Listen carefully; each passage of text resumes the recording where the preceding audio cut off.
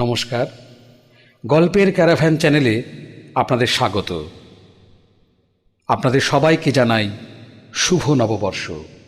আর এই নববর্ষের প্রথম দিনে আজ আমাদের নতুন প্রয়াস বিখ্যাত লেখক রবার্ট ব্লকের লেখা উপন্যাস সাইকো। ছোট গল্পকার ঔপন্যাসিক রবার্ট ব্লক জন্মগ্রহণ করেন 5 এপ্রিল 1917 সালে আমেরিকায় শিকাগোতে। তাঁর লেখা অসংখ্য ছোট গল্প উপন্যাস অনুদিত হয়েছে নানান ভাষায়।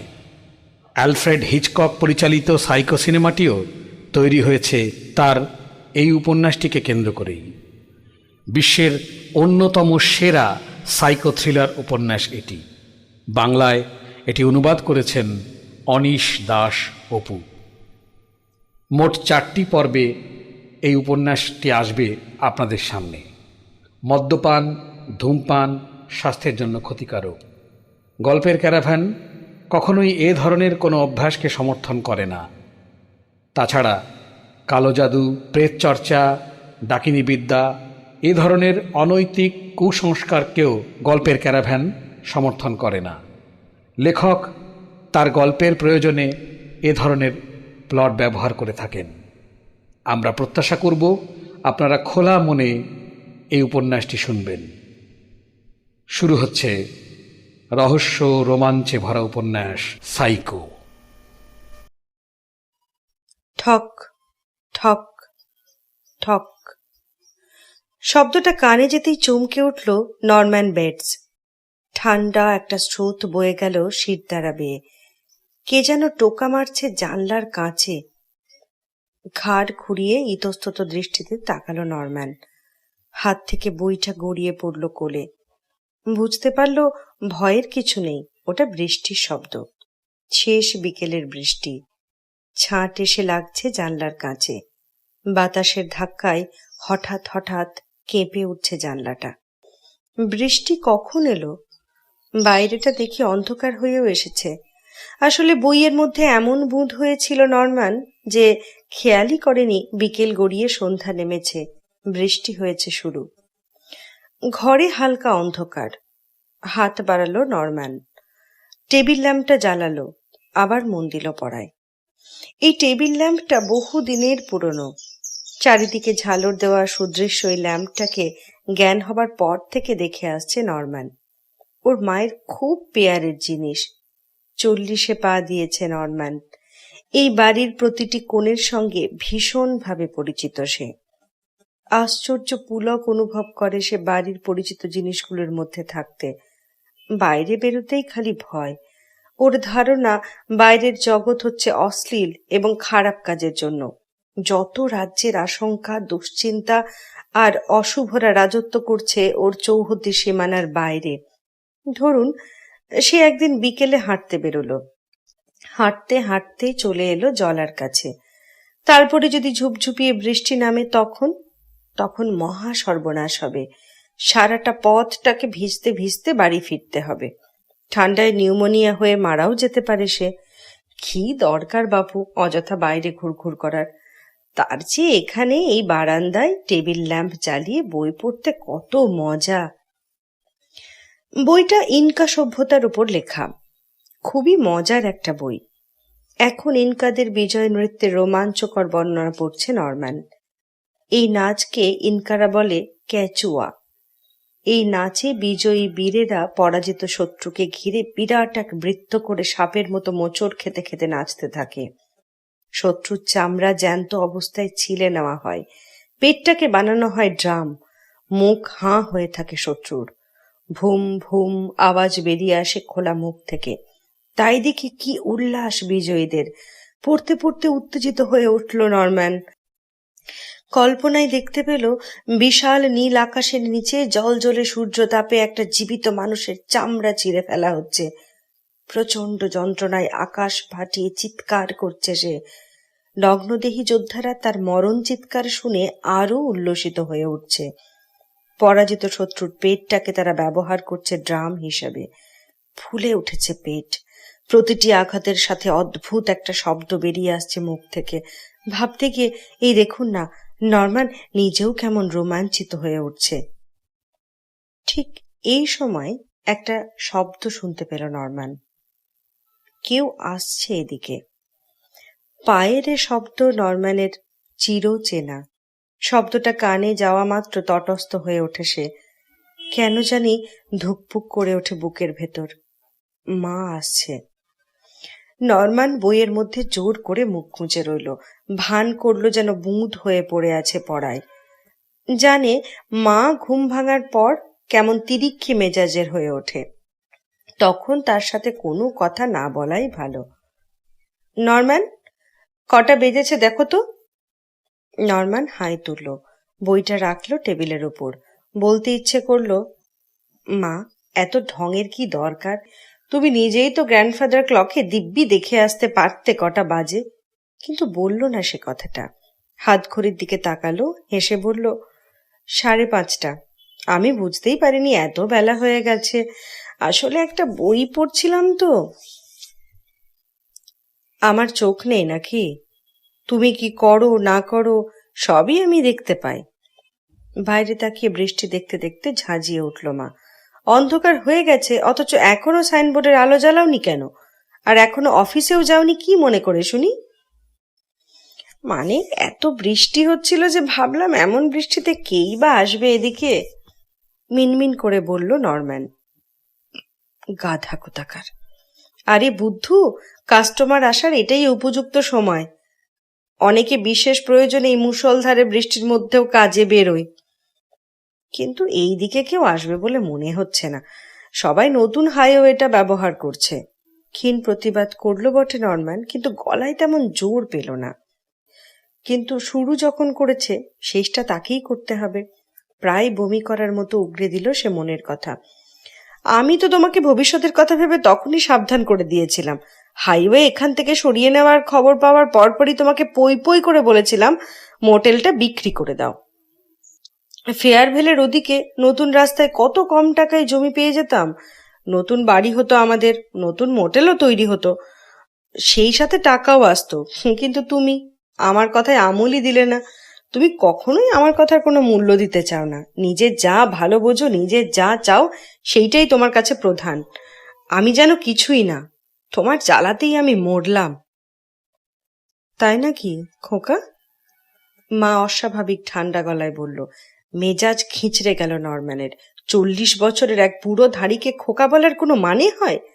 মা জানে খোকা শব্দটা সে একদম পছন্দ করে না, কিন্তু তারপরও বলবে, ইচ্ছে করে হুল ফোটাবে।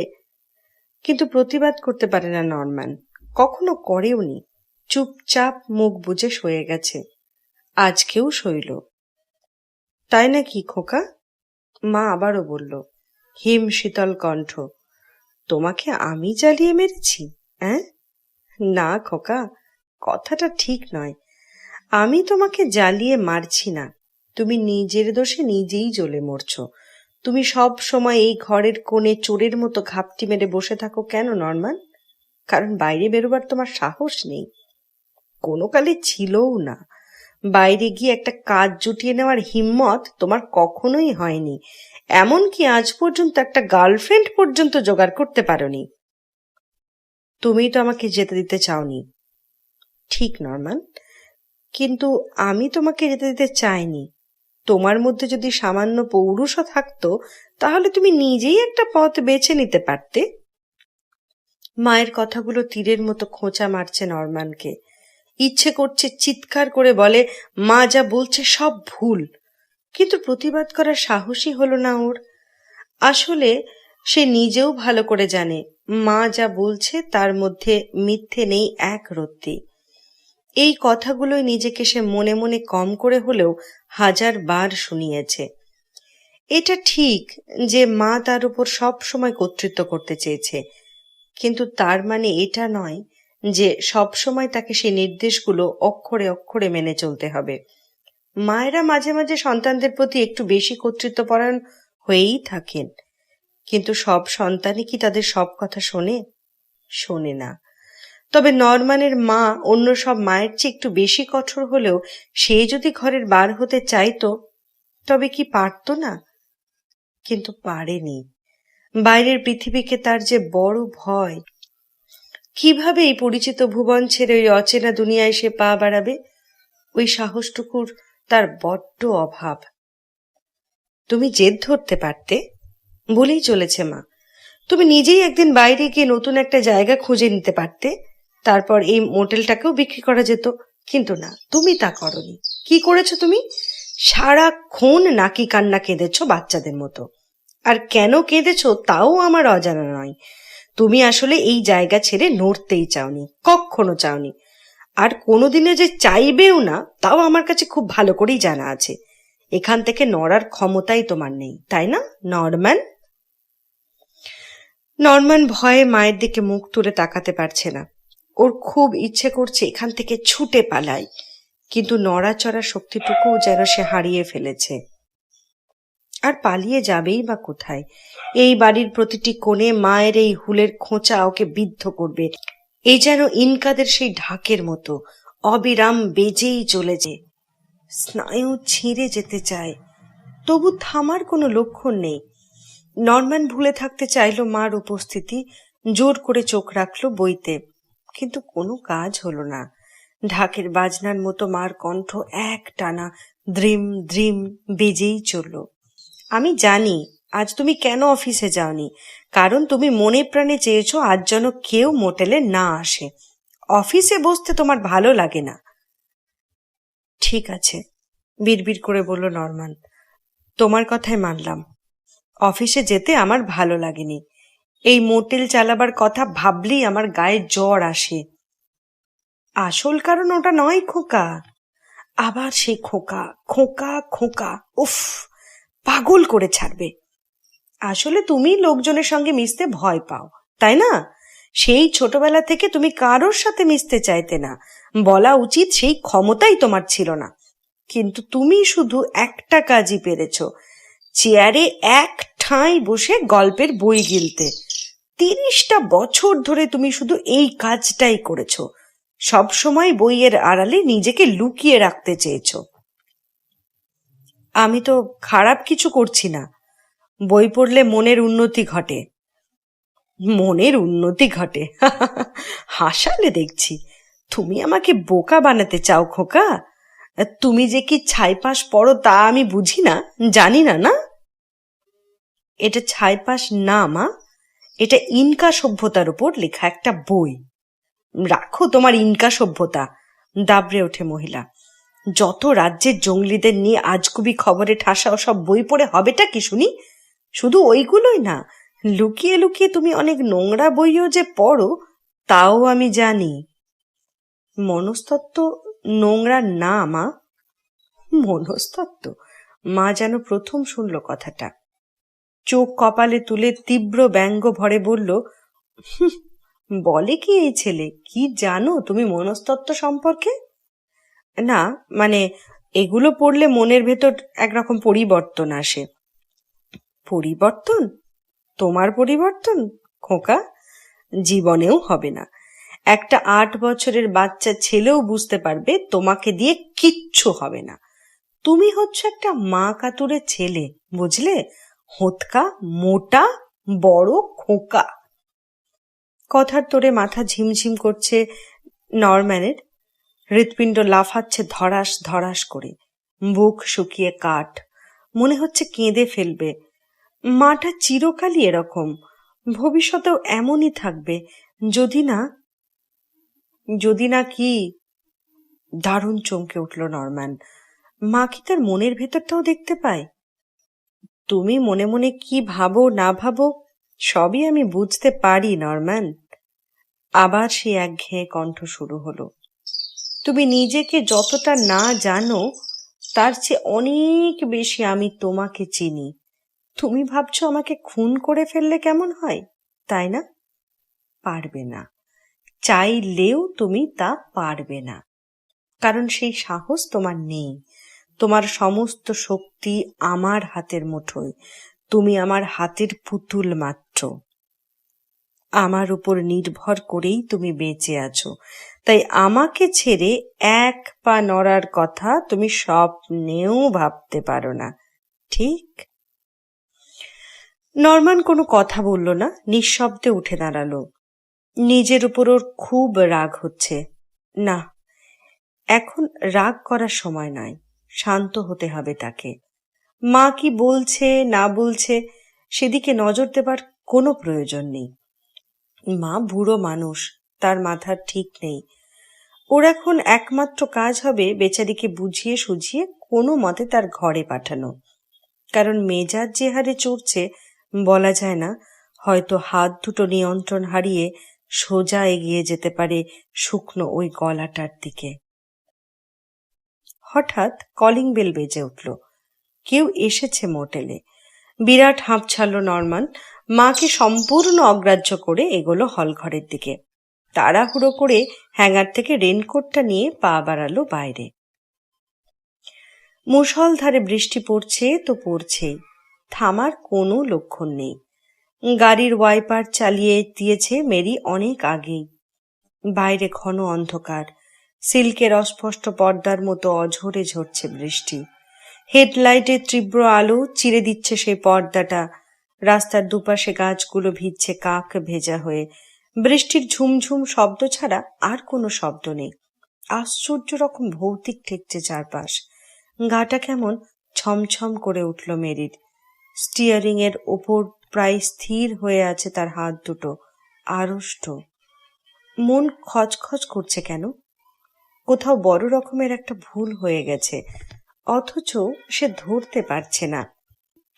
এই অনুভূতি মেরিকে অস্বস্তিতে ফেলে দিয়েছে। কিন্তু এখন তো মন খারাপ করে থাকার সময় নয়, তার এখন আনন্দ করার সময়। খারাপ সময়টাকে সে পেছনে ফেলে এসেছে চিরদিনের জন্য। জীবনের দুঃখময় সময় ওর কাছে এখন অতীত। যে মুহূর্তে সে টাকাটা হাতে পেল, মেরির চোখের সামনে সেলুলয়েডের ছবি হয়ে যেন ফুটে উঠল পুরো দৃশ্য। লরি এজেন্সির অফিসে দাঁড়িয়েছিল মেরি। মিস্টার লরি এবং বুড়ো টমি ক্যাসিডির মধ্যে তখন লেনদেন চলছে। ক্যাসিডি বাড়ি কিনেছেন, চুক্তিপত্র সই-সবুত ইত্যাদি চলছে। টেবিলে $40,000 একতারা নোট পড়েছিল নিতান্ত অবহেলায়। মেরির চোখ দুটো বারবার আটকে যাচ্ছিল সবুজ নোটগুলোর দিকে। সই-টইয়ের পালা শেষ হয়ে উঠে পড়লেন ক্যাসিডি। হেলা ফেলার ভঙ্গিতে টাকাগুলো তুলে নিলেন মিস্টার লরি। বুড়ো বেরিয়ে যেতে দাঁতগুলো সব বেরিয়ে পড়ল তার। হাসতে হাসতে তিনি বড় একটা ম্যানিলা খামে টাকাগুলো ভরে মুখটা আটকে দিলেন গাম দিয়ে। মেরি লক্ষ্য করল খামের মুখ বন্ধ করার সময় উত্তেজনায় তার হাত কাঁপছে। নাও, খামটা ধরো, ব্যস্ত সুরে বললেন মিস্টার লরি। এটা নিয়ে এক্ষুনি ব্যাংকে চলে যাও। 4টে প্রায় বাজে। তবু গিলবার্টকে আমার কথা বললে জমা নিতে সমস্যা হবে না। কথা বলতে বলতে থেমে গেলেন তিনি। তীক্ষ্ণ দৃষ্টিতে চাইলেন মেরির দিকে। কি হয়েছে মিস ক্রেন, তোমার শরীর খারাপ নাকি? মিস্টার লরি খেয়াল করেননি টাকা ভর্তি খামটা হাতে নেবার সময় মেরির শরীর কেমন কেঁপে উঠেছিল। অবশ্য তার খেয়াল করার কথাও নয়। এই $40,000 তার লাভ থাকবে $2,000। সেই খুশিতেই তিনি বাগ। মেরির উত্তর যেন তৈরি হয়েই ছিল। তড়িঘড়ি জবাব দিল, আমার মাথাটা একটু ধরেছে স্যার, আপনার কাছে ছুটি চাইবো ভাবছিলাম। এখন তো কোনো কাজ নেই, আর সোমবারের আগে দলিলও তৈরি হবে না। আপনি যদি $2,000 লাভের আশায় হাড় কঞ্জুস লরি এখন মহা উদার। হাসি হাসি মুখ করে বললেন, ঠিক আছে, তুমি টাকাটা জমা দিয়েই বাড়ি চলে যেও। আজ আর অফিসে আসতে হবে না। তোমাকে লিফট দেব? না, ঠিক আছে, লিফট দিতে হবে না। আমি কাজ সেরে একাই বাড়ি ফিরতে পারবো। বেশ, তাহলে আর দেরি করো না। সোমবার আবার দেখা হবে, কেমন? মেরি মনে মনে হাসল। মিস্টার লরির বদান্যতায় মুগ্ধ হয়েছে এমন একটা ভাব করে মিষ্টি একটু হেসে অফিস থেকে বেরিয়ে পড়ল সে। চিরদিনের জন্য $40,000 সহ। এমন সুযোগ জীবনে বারবার আসে না। আর এমনই একটি সুযোগের অপেক্ষায় দীর্ঘদিন ধরে স্বপ্ন দেখেছে মেরি ক্রেন। প্রচণ্ড টানাটানির সংসার ছিল মেরিদের। বাবা গাড়ি অ্যাক্সিডেন্টে মারা যাবার পরেই বিপর্যয় নেমে এলো ওদের সংসারে।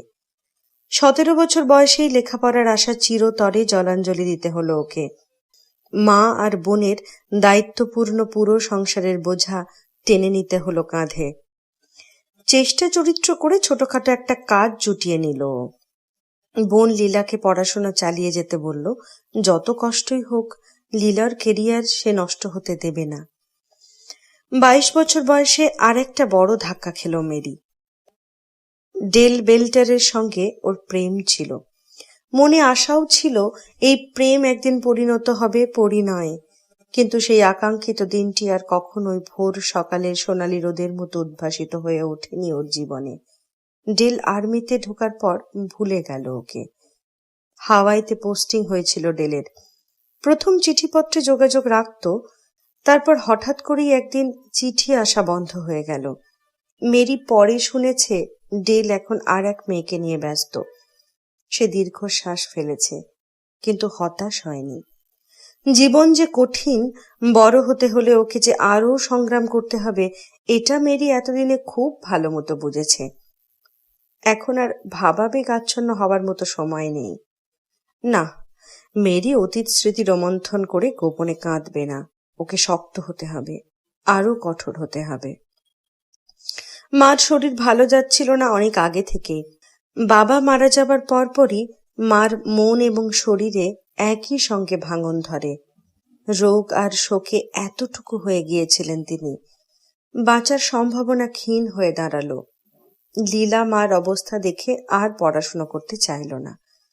তাছাড়া আপা তাকে এত কষ্ট করে পড়াচ্ছে, পুরো সংসারের ঘানি তাকে একাই টানতে হচ্ছে, এই চিন্তা প্রায়ই বিব্রত করত কিশোরী লীলাকে। তখন সে সবে স্কুল ফাইনাল পাশ করেছে, কিন্তু মেরি কোনো কথাই শুনল না। বলল যত কষ্ট হোক লীলাকে সে কলেজে পড়াবেই। বড় বোনের জেদের কাছে হার মানল লীলা, কলেজে ভর্তি হলো। মেরি আগের চাকরিটা ছেড়ে তখন লরি এজেন্সিতে কাজ নিয়েছে। সারাদিন অফিসে থাকে, রাতে বাসায় ফিরে মায়ের সেবা করে। ব্যাস, এই নিয়েই ওদের ছোট্ট ভুবন ছিল। এর বাইরে আর কিছু ভাবার সুযোগ কিংবা সময় কোনোটাই পায়নি সে। কিন্তু একদিন কাউকে কিছু জানান না দিয়ে ঘুমের মধ্যে চোখ বুঝলেন মা। তারপর থেকে কেমন জানি ওলট পালট হয়ে গেল সব। লীলা আর কলেজে পড়তে চাইল না। বোনের উপর বোঝা হয়ে থাকতে আর ভালো লাগছিল না তার। মেরির কোনো আপত্তিই শুনল না অষ্টাদশী লীলা। চাকুরি খুঁজতে লাগলো সে। দুই বোন আলোচনা করে বিক্রি করে দিল নিজেদের বাড়িটা। অবশ্য লরি এজেন্সি সাহায্য করলো বাড়ি বিক্রিতে। ওদের কাজই তো এই, বাড়ি বিক্রি করে কমিশন খাওয়া। আজ এ পক্ষের, কাল ও ওপক্ষের। লীলা কিছুদিনের মধ্যে ডাউন টাউনের এক রেকর্ড শপে একটা কাজও জুটিয়ে ফেলল। তারপর দুই বোন উঠে এলো ছোট্ট একটা অ্যাপার্টমেন্টে। এখন তোমার বাইরে কিছুদিনের জন্য ঘুরে আসা উচিত, ছোট বোন বলেছিল বড় বোনকে। ছুটি নাও অফিস থেকে। না না, তোমার কোনো আপত্তি শুনছি না। গত 8টা বছর তুমি একাই গরুর বলদের মতো সংসারের জোয়াল টেনেছ। এখন তোমার কিছুদিনের জন্য হলেও খোলা হাওয়ায় ঘুরে বেড়ানো দরকার। নিজের চেহারাটা দেখেছো কখনো আয়নায়? সংসারের চিন্তায় চিন্তায় কি করে ফেলেছ শরীরটাকে? মেরি আয়নার সামনে দাঁড়িয়েছিল, ভূত দেখার মতো চমকে উঠেছিল। এ কাকে দেখছে সে? চোখের কোলে কালি পড়েছে, চোখ দুটো ভয়ানক বিষণ্ণ। এই 8 বছরে ওর বয়স যেন আরো 20 বছর বেড়ে গেছে। চেহারা ভেঙে পড়েছে ভীষণ ভাবে। না, লীলার কথাই ঠিক, কিছুদিনের জন্য তাকে কোথাও থেকে ঘুরে আসতেই হবে। খোলা হাওয়ায় কতদিন নিজেকে মেলে ধরেনি মেরি। সূর্যের ঝকমকে আলোর ছোঁয়া কেমন ভুলেই গেছে। মনেও নেই শুক্লা দ্বাদশীর চাঁদ কেমন আলো ছড়ায়। ভেসে পড়ল মেরি SS ক্যালিডোনিয়ায়। নীল সাগরের বুক চিরে ছুটে চলল বিশাল আকার জলযান। চারিদিকে সীমাহীন জলরাশি যেন আকাশের নীলকেই ধারণ করে আছে। দূরে উড়ে যায় শীগাল, ফুরফুরে হাওয়া লুটিয়ে পড়ে গায়ে। রাতে মস্ত বড় থালার মতো চাঁদ ওঠে আকাশে। মাখন কোমল সে আলো গায়ে মেখে নেয় মেরি, বড় ভালো লাগে। বুক ভরে নিঃশ্বাস নেয় সে। জীবনটাকে আশ্চর্য মধুর মনে হতে থাকে। নিজেকে উচ্ছলা এক কিশোরী ভাবতে ইচ্ছে করে। ওর ভোঁতা অনুভূতিগুলো আবার প্রাণবন্ত হয়ে উঠতে শুরু করেছে। চোখের কালি দূর হয়েছে কবে। সজীব ত্বক, আগের চেয়েও তন্নি সুন্দরী লাগছে নিজেকে। ভালোবাসায় ভরাট অন্তর, বুকের মাঝে কি জানি কি সুর বাজে।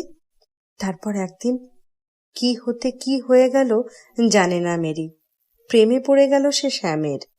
স্যাম লুইস, এক হারা সুদর্শন এক যুবক, ভুবন ভোলানো তার হাসি। বয়স মেয়ের চেয়ে একটু বেশিই হবে, কিন্তু প্রেমের ক্ষেত্রে বয়স কোনো কালে বাধা মানেনি, আজও মানল না। স্বামীর ব্যক্তিত্ব, মন কাড়া হাসি আর প্রাণ চঞ্চল দারুণ মুগ্ধ করল মেরিকে। আর ভালো লাগলো ওর সরলতা। মেরি জানল শ্যামের বাড়ি ফেয়ারভেল নামে ছোট্ট এক শহরে। ওখানে তার হার্ডওয়্যারের একটা দোকান আছে। ব্যবসাটা শুরু করেছিল ওর বাপ। বাবার মৃত্যুর পর একমাত্র সন্তান হিসেবে সে এখন ওটার উত্তরাধিকারী। স্যাম অকপটে স্বীকার করল, ব্যবসাটা পৈতৃক সূত্রে পাওয়ার সাথে সাথে আরেকটা জিনিসও তার ঘাড়ে সিন্দাবাদের দৈত্যের মতো চেপে বসেছে। বাবা মারা যাওয়ার পর সে জানতে পেরেছে অনেক টাকার দেনা রেখে গেছেন তিনি, $20,000 দেনা। বাড়িটা মর্টগেজ, ইনভেন্টরি মর্টগেজড, মাই ইন্স্যুরেন্স পর্যন্ত। শ্যাম সামনে তখন দুটো পথ খোলা ছিল, হয় নিজেকে দেউলে বলে ঘোষণা করা, নয়তো বাপের ঋণ শোধ করে ব্যবসাটাকে আবার চাঙ্গা করে তোলা। ব্যাপারটাকে সে চ্যালেঞ্জ হিসাবে নেয়, সহজে দমে যাবার পাত্র সে নয়। সিদ্ধান্ত নেয় যত কষ্টই হোক বাপের সমস্ত ঋণ শোধ করবে। ব্যবসাটা ভালো। শ্যাম পরে বলেছে মেরিকে, এক লাফে আমি সবকিছু সমাধান করতে পারবো না এটা ঠিক, কিন্তু বছরে $8,000 থেকে 10,000 মতো লাভ থাকবে হিসেব করে দেখেছি। ফার্ম মেশিনারিতে যদি ভালো কাজ দেখতে পারি তাহলে আরো কিছু টাকার প্রাপ্তির আশা করছি। আমি ইতিমধ্যে $4,000 ঋণ শোধ করেও দিয়েছি। পুরোটা শোধ করতে আরো কয়েক বছর সময় লাগবে। ব্যাস, তারপর ঝাড়া হাত পা। কিন্তু আমি বুঝতে পারছি না, তোমার মাথায় যদি ঋণের এত বোঝা থাকে তাহলে কি করে এই বোঝা মাথায় নিয়ে সমুদ্রযাত্রায় বেরুলে? শ্যাম মিষ্টি করে হেসেছে। একটা প্রতিযোগিতায় জিতেছিলাম আমি। ফার্ম মেশিনারির আউটফিটের প্রতিযোগিতায় প্রথম হয়েছিলাম। ওরাই পুরস্কার হিসেবে সমুদ্রযাত্রার ব্যবস্থা করেছে। প্রতিটি মানুষেরই কোনো না কোনো সময় একটু বিশ্রামের প্রয়োজন, কি বলো? মেঘে মেঘে বেলা হয়েছে মেলা, সেই মেঘে ধরেছে রং, ভালোবাসার রং। দুটি মন এক হয়েছে, দুটি হৃদয়ের দুটি সুর এক হয়ে মিশে একাকার হয়ে গেছে। তারপর একদিন এক সন্ধ্যায় বিদায়ী সূর্যের রক্তিম চুম্বনে মেরির গোলাপি গালের অপূর্ব সৌন্দর্য দেখতে দেখতে শ্যাম গভীর ভালোবাসায় বলেছে, জানো মেরি, আমার না প্রায়ই মনে হয় আমরা বুঝি হানিমুনে চলেছি। মেরি ফিরল ওর দিকে, গাঢ় গলায় বলল, কেন শ্যাম? কল্পনায় হানিমুনকে দেখতে হবে কেন? আমরা তো। দীর্ঘশ্বাস ফেলল শ্যাম, মাথা নেড়ে বলল, তুমি যা ভাবছো তা এখনই সম্ভব নয় সোনা। পুরোপুরি প্রতিষ্ঠিত হতে এখনো 2-3 বছর সময় লাগবে আমার। আমি পারবো না ততদিন অপেক্ষা করতে। তোমার দেনার কথা আমি ভাবতে চাই না। প্রয়োজন হলে চাকরিটা ছেড়ে দিয়ে দুজনে মিলে তোমার স্টোর চালাবো। তারপর আমি যে জঞ্জালের মধ্যে থাকি তার মধ্যে দুজনে ঘুমোবো, এই তো? হাসার চেষ্টা করলো শ্যাম, কিন্তু বিকৃত দেখালো মুখ। তুমি জানো না মেরি, কোন নরকের মধ্যে আমি বাস করি। ওখানে আমার মতো মানুষ থাকতে পারে, কিন্তু তোমার পক্ষে থাকা কিছুতেই সম্ভব নয়। জানো, বেশিরভাগ সময় আমাকে শুধু বরবটি সেদ্ধ খেয়ে থাকতে হয়। মেরি প্রথমে জনের কোনো কথাই শুনতে চায়নি, কিন্তু শ্যামের ওই এক কথা, তাকে বিয়ে করতে হলে মেরিকে আরো 2-3 বছর অপেক্ষা করতেই হবে। সম্পূর্ণ সচ্ছলতা না আসা পর্যন্ত সে বিয়ে করতে পারবে না, কারণ বিয়ে করার পর বউকে সে কোনো কষ্ট দিতে রাজি নয়। সুতরাং মেরিকে ধৈর্য ধরতেই হবে। তবে খুব বেশি হলে বছর 3, একটু সচ্ছলতার মুখ দেখলেই সে মেরিকে বউ করে নিয়ে আসবে ঘরে। শেষ পর্যন্ত মেরিকে ধৈর্য ধরতেই হলো।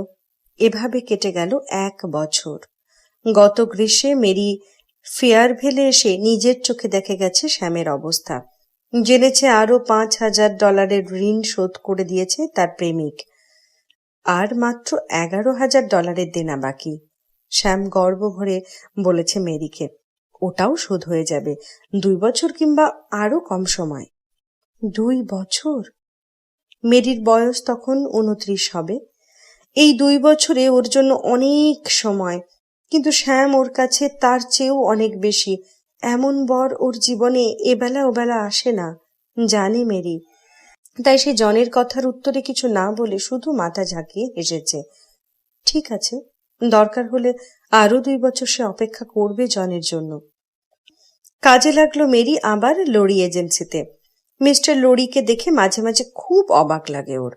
কেমন পুরনো জিনিস, জমি, এসব কিছু দুম দুম বিক্রি করে। সাদা ভাষায় স্রেফ দালালি করে মাসে $2-5,000 দিব্যি কামিয়ে নিচ্ছেন। 2 পক্ষ থেকে লরি দেদার সে টাকা খাচ্ছেন। তার কাছে $11,000 মানে মাত্র 2 মাসের কামাই। আর বেচারা শ্যাম ওদিকে রাত দিন খেটেও আগামী 2 বছরের মধ্যে $11,000 ঋণটা শোধ করতে পারবে কিনা সন্দেহ। ভাবতেই মেরির গা জ্বলে ওঠে মিস্টার লরির ওপর। তবে ওর বেশির রাগ ওই ক্যাসিডির ওপর, টমি ক্যাসিডি।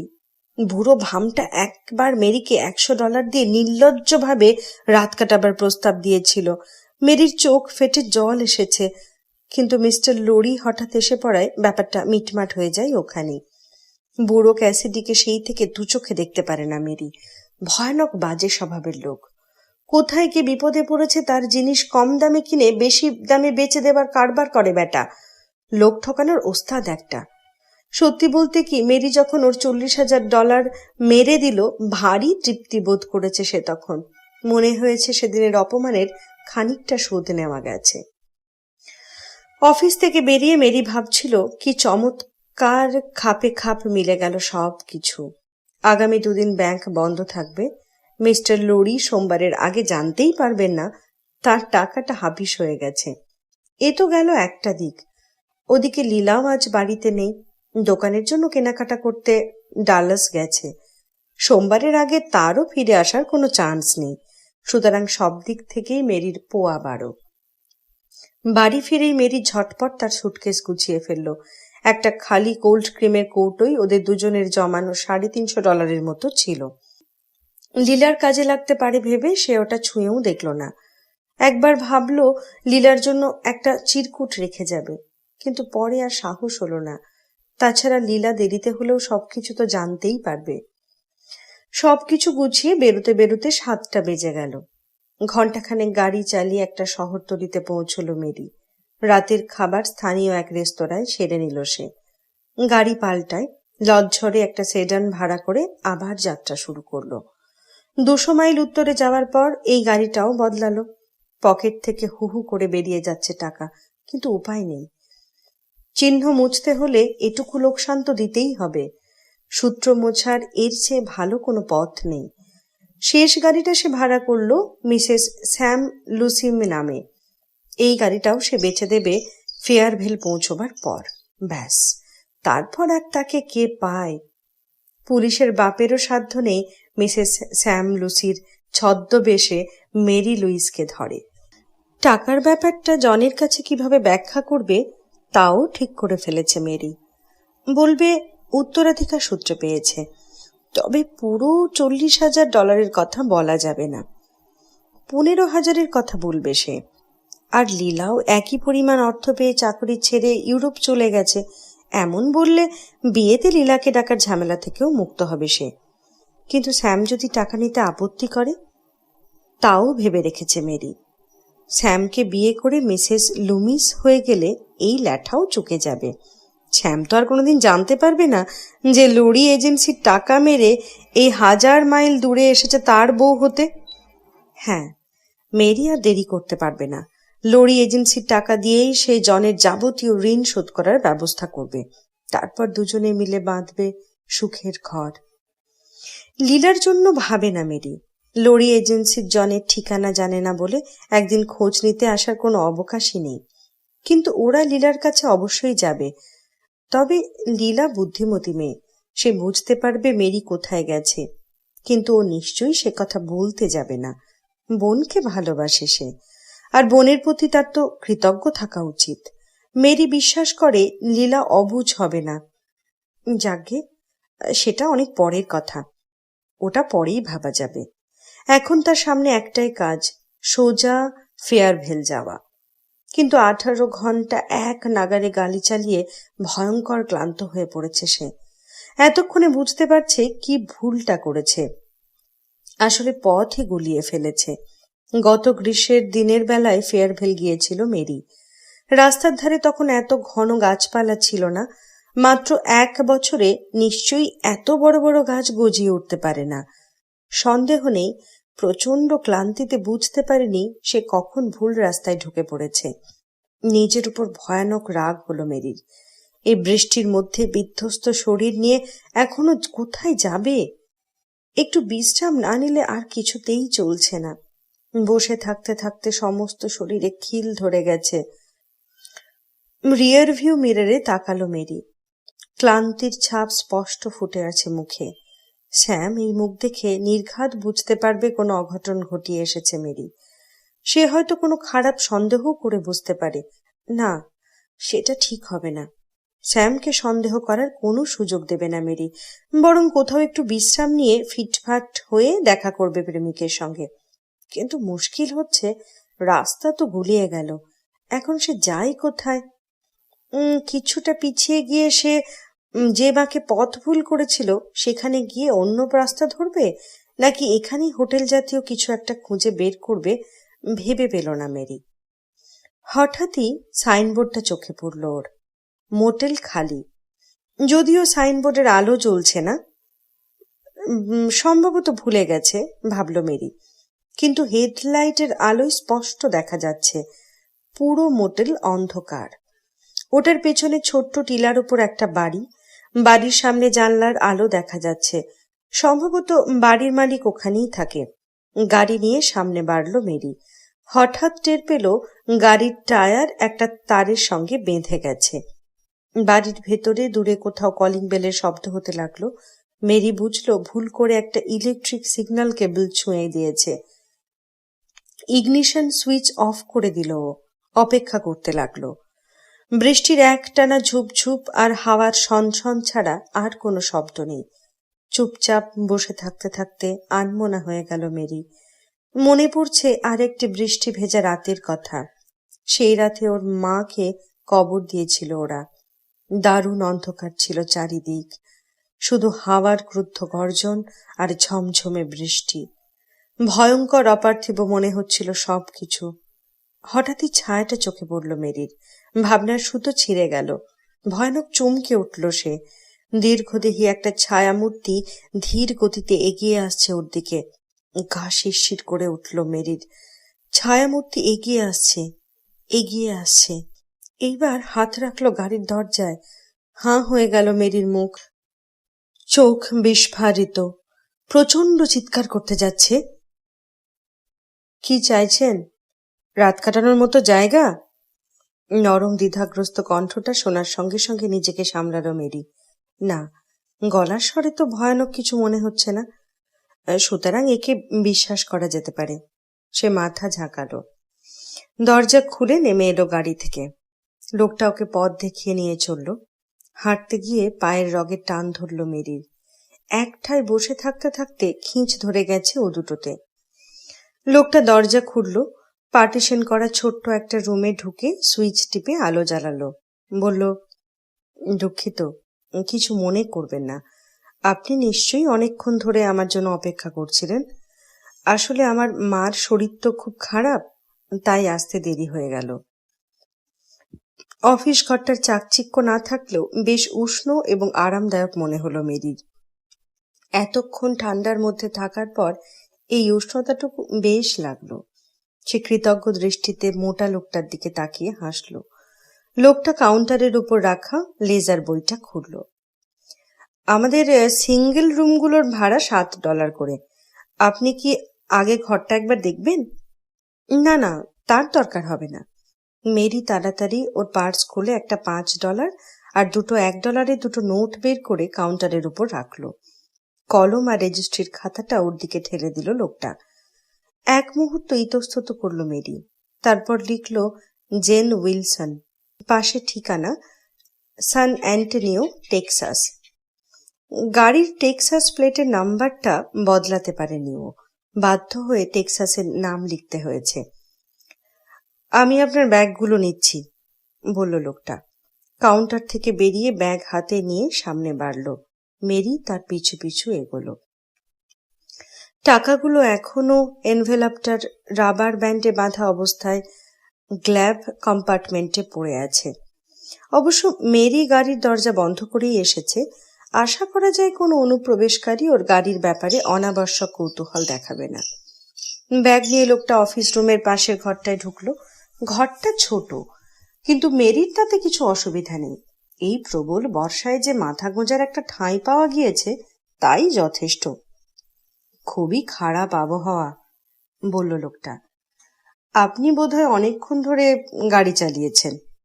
মেরি ভেতরে ঢুকতে ঢুকতে বলল, হ্যাঁ, সারা দিন। হাত বাড়িয়ে বাতি জ্বালালো লোকটা।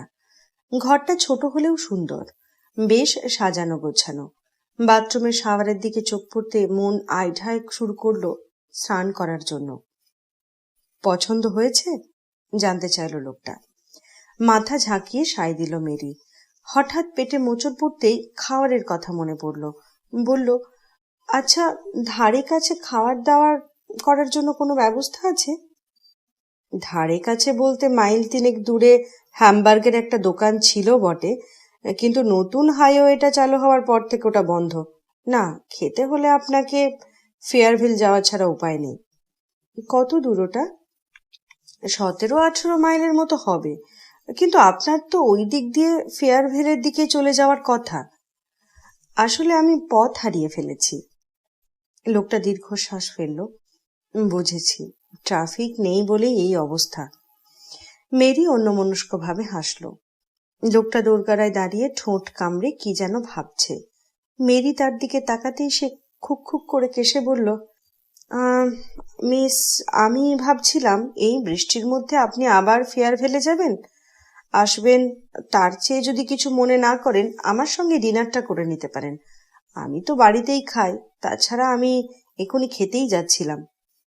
না না না না, তা কি করে হয়? কেন মিস, অসুবিধা কিসের? মা এখন ঘুমোচ্ছেন, তাকে আমরা বিরক্তও করব না। সামান্য কাটলেট আর কফিতে যদি আপনার চলে। না মানে, আর মানে মানে করবেন না তো।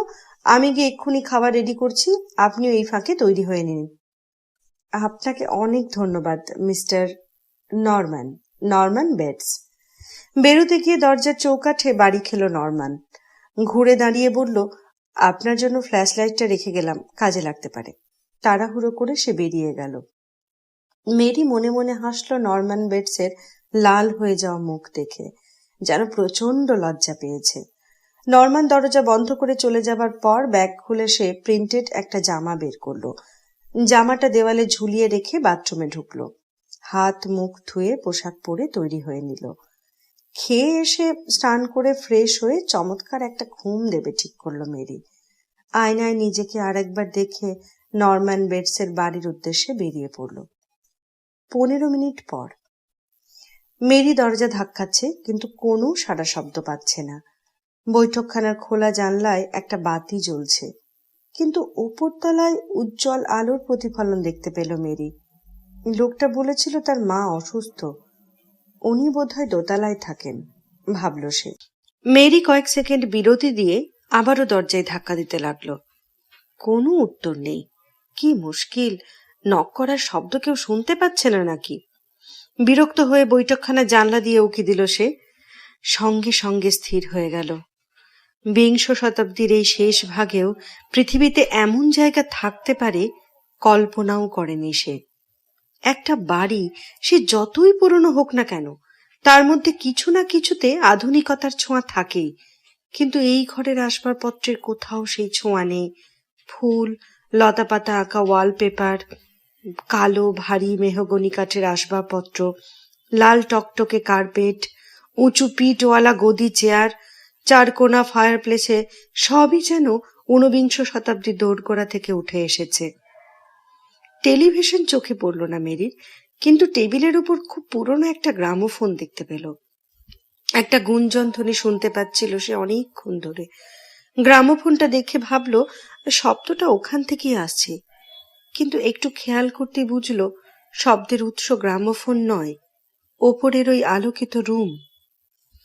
ফ্ল্যাশ লাইট দিয়ে এবার দরজায় আঘাত করতে লাগলো মেরি জোরে জোরে।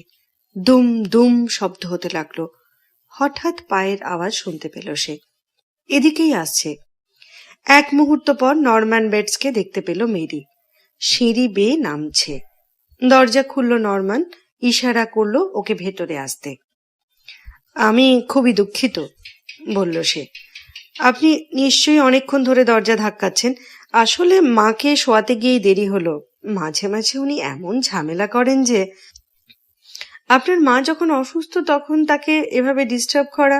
লজ্জায় পড়ল মেরি। না না, ঠিক আছে, বলে উঠল নরম্যান। কোনো ডিস্টার্ব হবে না। উনি বোধহয় ঘুমিয়ে পড়েছেন, আর ঘুমোলে উনি কামানের শব্দেও জাগেন না। ঘাড় ঘুরিয়ে সিঁড়ির দিকে তাকালো সে। গলার স্বর নেমে এলো নিচে।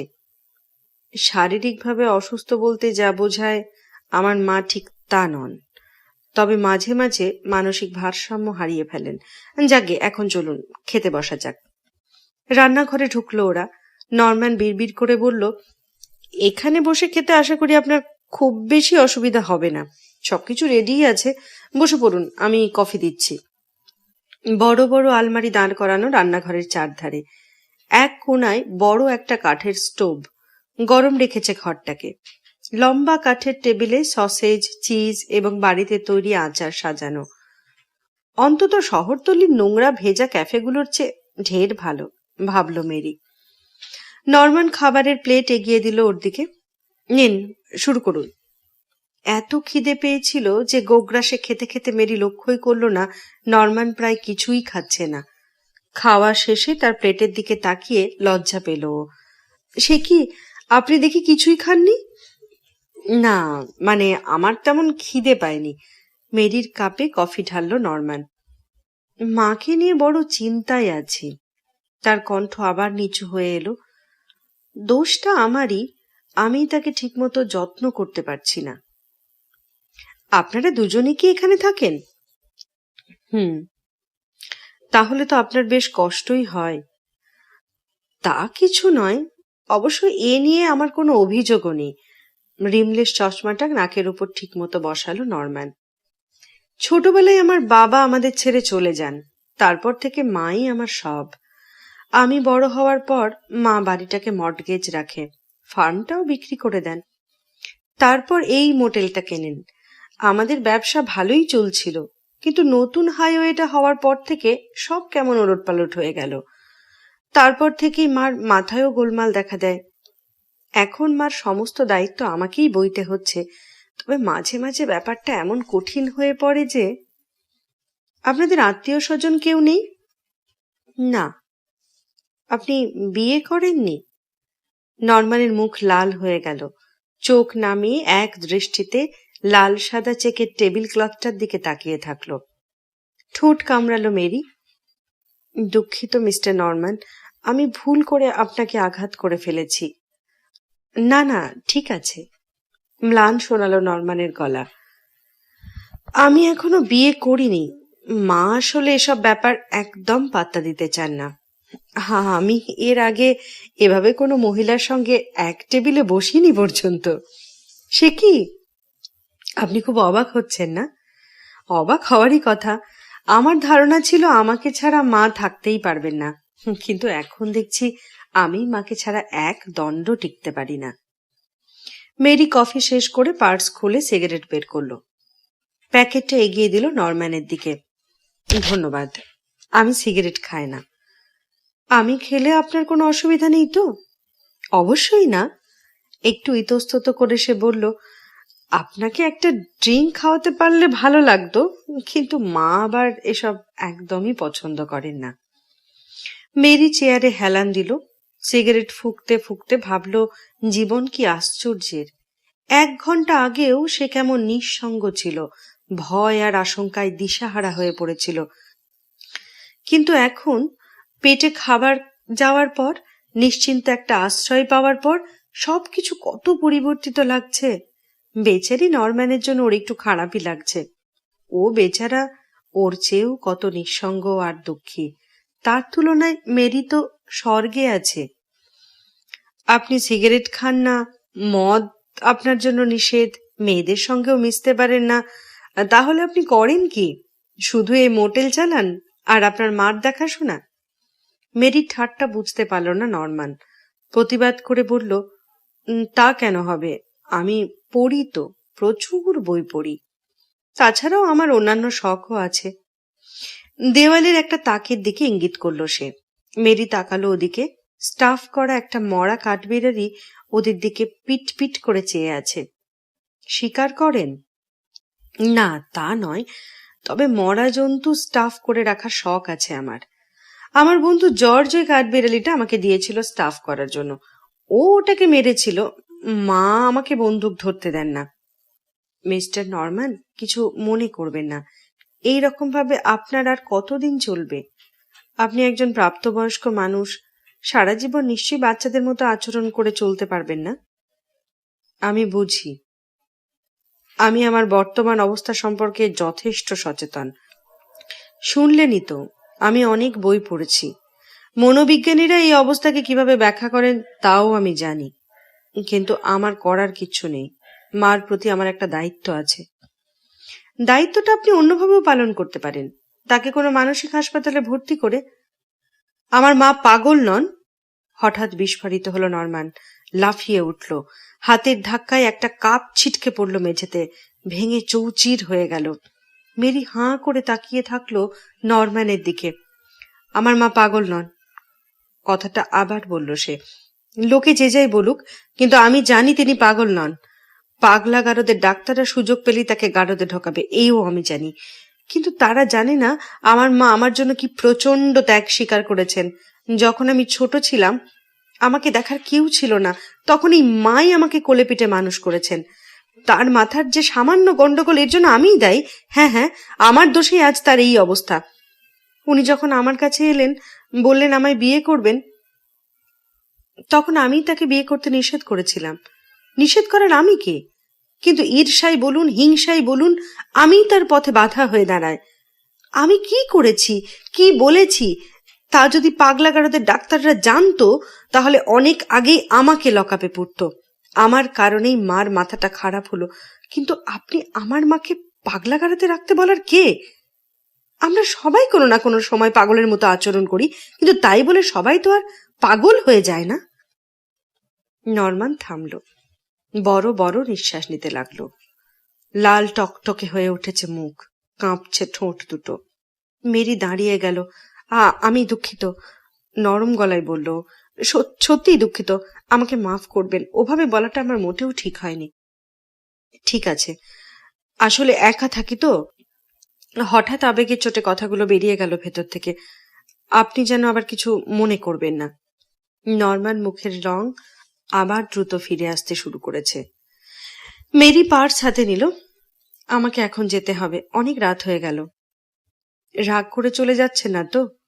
না না, তা নয়, আসলে আমি ভীষণ ক্লান্ত। আপনার সঙ্গে দুদণ্ড কথা বলতে ভালো লাগলো আমার।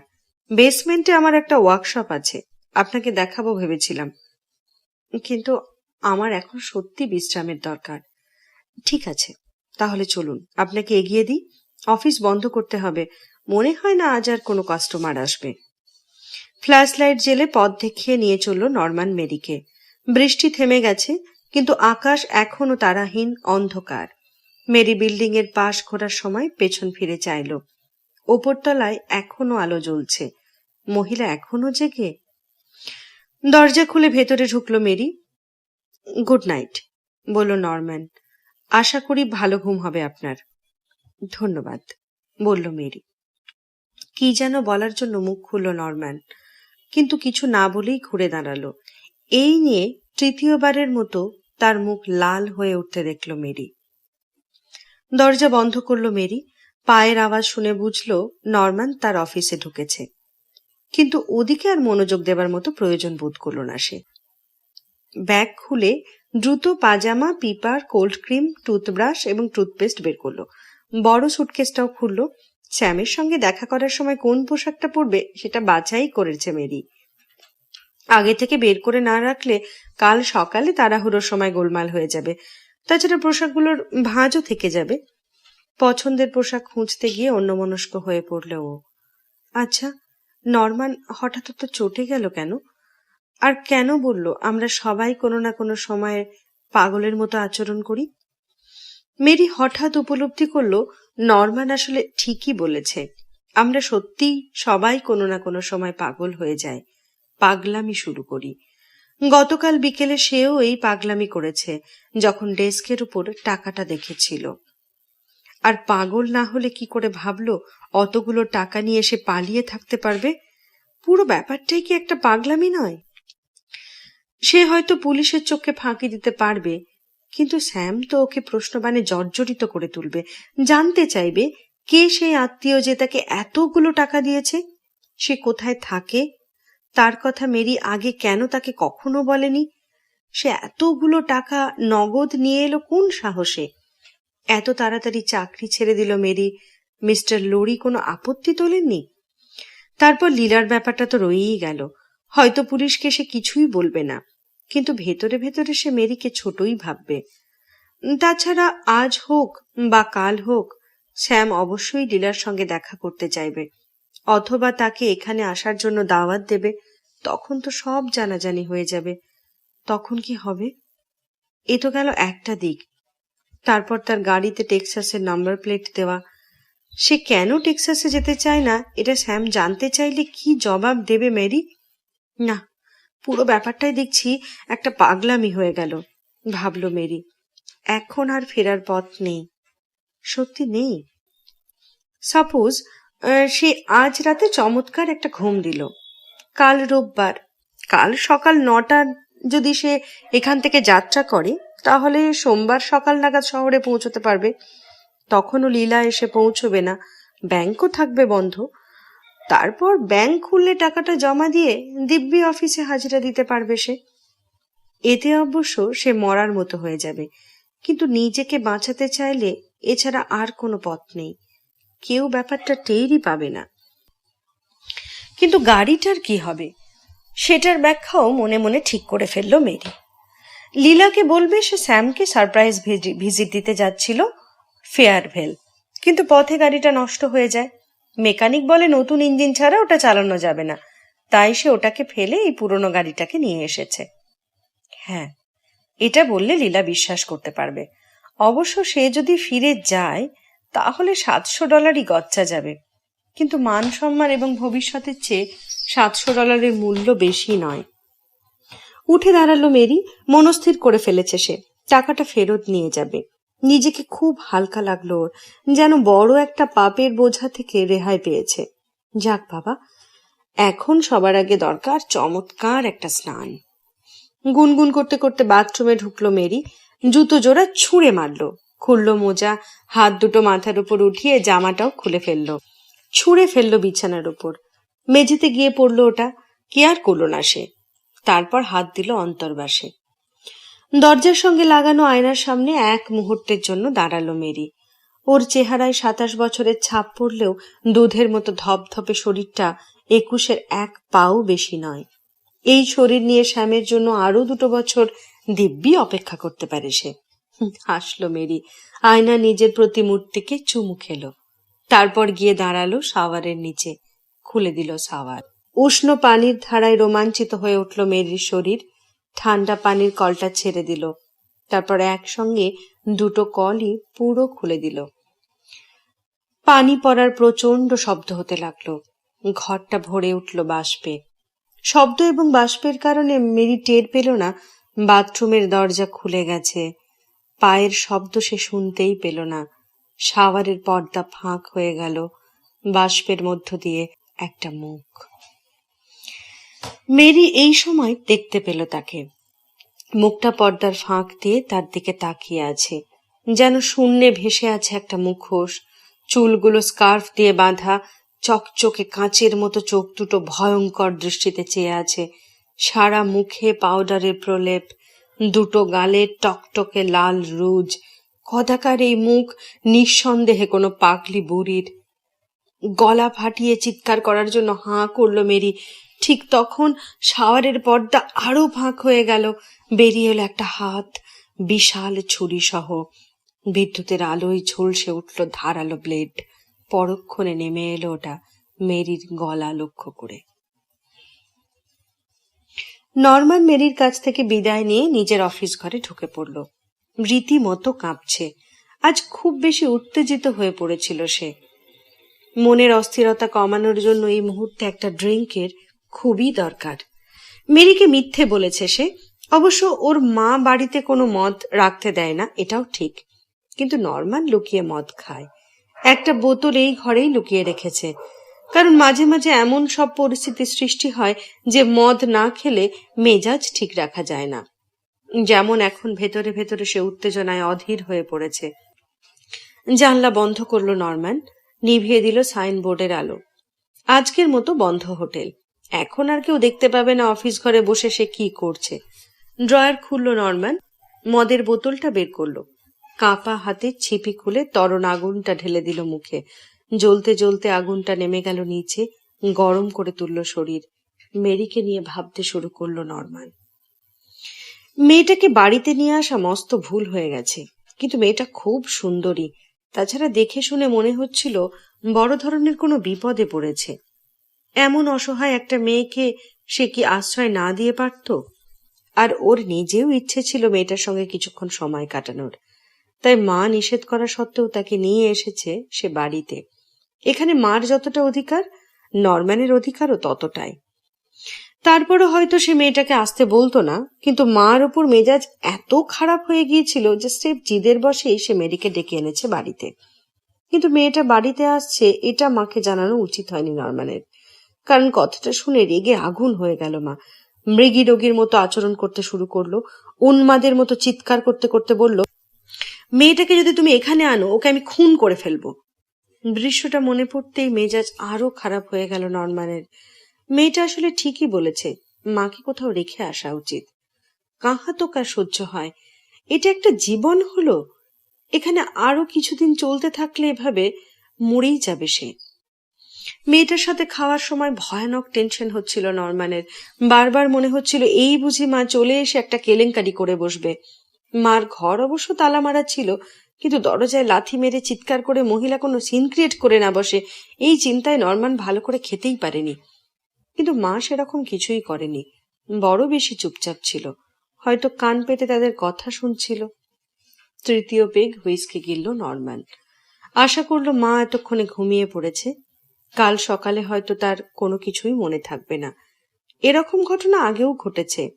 আবার এমনও হয়েছে যেটা নরম্যান ভেবেছে মা সম্পূর্ণ ভুলে গেছে, কিন্তু সেই কথাটাই সে কয়েক মাস পর হঠাৎ করে মনে করেছে। হঠাৎ একটা শব্দ শুনতে পেল নরম্যান। তাড়াতাড়ি উঠে দাঁড়ালো চেয়ার ছেড়ে। মা আসছে নাকি? তা কি করে সম্ভব? সে নিজে হাতে তাকে তালা মেরে এসেছে। তাহলে তাহলে আওয়াজটা নিশ্চয়ই পাশের রুমের ওই মেয়েটা করছে। কান পাতল নরম্যান। সুটকেস খোলার শব্দ শুনল। ধারণা করলো জামা কাপড় পাল্টাতে যাচ্ছে মেয়েটা, ঘুমাবে। নরম্যান আর এক ঢোক হুইস্কি খেলো। টান টান হয়ে গেল স্নায়ু। হাত কাঁপছে না আর। এখন আর ভয় করছে না। মেয়েদের ব্যাপারে বরাবরই নার্ভাস সে, কিন্তু এখন মেয়েটার কথা ভাবতে ভালো লাগছে তার। বরং একটু আগের কথা ভেবে নিজেকে ধিক্কার দিতে ইচ্ছে করছে। মার সম্বন্ধে মেয়েটা যখন ওইসব কথা বলছিল, তখন তার অমন উত্তেজিত হয়ে পড়া মোটেও ঠিক হয়নি। ভুল বলেনি। অমন রেগে না গেলে ওর সঙ্গে নিশ্চয়ই আরো কিছুক্ষণ সময় কাটানো যেত। ভেবে আফসোস হতে লাগলো তার। হয়তো মেয়েটার সঙ্গে আর কোনোদিনই দেখা হবে না। এমন সুন্দরী একটা মেয়ের প্রেমে পড়তে মাঝে মাঝে স্বাদ হয় নরম্যানের। জেনের প্রেমেই যদি পড়া যেত, মেয়েটা হয়তো হেসে ফেলতো তার মনের কথা জানতে পারলে। এতে হাসাহাসির কিছু নেই, কিন্তু নরম্যান জানে সব মেয়েই একই রকম, অকারণে কিছু না বুঝেই হাসে। এজন্যই তো মা ওদেরকে খচ্চর বলে। কিন্তু নরম্যান নিজেকে বোঝাতে চেষ্টা করে, জেন খচ্চর হলেও ভারী সুন্দরী। আমার উচিত ছিল ওকে একটা বোতল অফার করা। একসঙ্গে মদ খেতাম, দুজনেই মাতাল হতাম, তারপর ওকে পাঁজা কোলা করে বিছানায় নিয়ে। না, তা আমি পারিনি। মনে মনে ভাবে নরমান। কারণ আমার মধ্যে পৌরুষ নেই। মা ঠিকই বলে আমি পৌরুষহীন। নইলে এত বড় একটা সুযোগ পেয়েও কেন হেলায় হারালাম? নরমান আবার চুমুক দিল গ্লাসে। আজ যেন মাতাল হয়েই ছাড়বে। কিন্তু তাতে কি যায় আসে? মাতাল বলে কি আর সে মেয়েটার ঘরে যেতে পারবে না? অবশ্যই পারবে, এক্ষুনি যাবে সে। ধীরে ধীরে উঠে দাঁড়ালো নরমান। মাথাটা ঝুঁকে আছে সামনের দিকে, কান পাতল দেওয়ালে। জুতো খোলার শব্দ হলো। এখন মেয়েটা বাথরুমের দিকে যাচ্ছে। নরমানের হাত দুটো আবার কাঁপতে শুরু করলো উত্তেজনায়। ডান হাতটা বাড়ালো সামনের দিকে। দেওয়ালে লটকানো হোটেলের লাইসেন্সটা আলতো করে একদিকে সরাতেই ছোট্ট একটা ফুটো দৃশ্যমান হয়ে উঠল। এখানকার প্লাস্টার খসে গিয়ে ওই ছোট্ট ফুটো তৈরি হয়েছে। কিন্তু এটাতে চোখ লাগালে পাশের ঘরের বাথরুম স্পষ্ট দেখা যায়। এই ফুটোর কথা মাও জানে না। সেই ফুটো দিয়ে খচ্চর মেয়েগুলোকে আগেও দেখেছে। তারা তাকে নিয়ে যতই হাসাহাসি করুক, কিন্তু নরমান তাদের সম্পর্কে যা জানে তা তারা কল্পনাও করতে পারবে না। উত্তেজনায় কাঁপছে নরমান। কান দিয়ে গরম ভাপ বেরোচ্ছে। ফুটোতে চোখ রাখতে মেয়েটাকে দেখতে পেল সে। বাথরুমে ঢুকছে, দেওয়ালের দিকে মুখ করে দাঁড়িয়ে আছে, হাসছে আপন মনে, আঙুলে চুল পেঁচাচ্ছে। এবার সামনের দিকে ঝুঁকল সে, মোজা খুলল, সোজা হয়ে দাঁড়ালো আবার। জামাটা মাথা গলিয়ে খুলে ফেলতে ব্রা আর প্যান্টিতে ঢাকা অর্ধনগ্ন শরীর দেখে মাথা খারাপ হবার জোগাড় হলো নরম্যানের। কাইমনো বাক্যে প্রার্থনা করতে লাগলো যেন মেয়েটা ঘুরে না দাঁড়ায়। কিন্তু নরম্যানকে হতাশ করে দিয়ে পিছন ফিরে দাঁড়ালো সে। রাগে আরেকটু হলে চিৎকার করে উঠেছিল নরম্যান। দেখলো দরজার সঙ্গে আটকানো আয়নার সামনে দাঁড়িয়ে মেয়েটা ব্রার হুঁক খুলছে। মাথা ভোঁ ভোঁ করছে নরম্যানের। ইচ্ছা করছে দেওয়াল ভেঙে মেয়েটার কাছে ছুটে যায়। টের পাচ্ছে নিজের উপর দ্রুত নিয়ন্ত্রণ হারাচ্ছে সে। হঠাৎ মেয়েটা দৃষ্টির বাইরে চলে গেল। তারপর কল থেকে পানি পড়ার শব্দ আসতে লাগলো। চেয়ারে শরীর এলিয়ে দিল নরম্যান। অবসন্ন লাগছে খুব। চোখ বুজে বসে থাকলো সে আচ্ছন্নের মতো। হঠাৎ একটা আওয়াজ শুনে সচকিত হয়ে উঠল নরম্যান। অফিস ঘরের দরজা খুলছে কে যেন, কিন্তু চাবি তো তার কাছে। চোখ খোলার সাহস হলো না নরম্যানের। বুঝে গেছে কে দরজা খুলছে। অফিস ঘরের চাবি আরো একজনের কাছে থাকে, মার কাছে। শুধু অফিস ঘরের চাবি নয়, নিজের রুমের চাবি, এই বাড়ির চাবি, সব চাবিই মার কাছে আছে। চোখ মেলল না নরম্যান। জানে মা এখন তার সামনে, তার দিকে তাকিয়ে আছে। দেখতে এসেছে নরম্যান খচ্চর মেয়েটার সঙ্গে কোনো নষ্টামি করছে কিনা। চোখ বুজেই থাকলো নরম্যান। নড়াচড়ার শক্তিও যেন হারিয়ে ফেলেছে।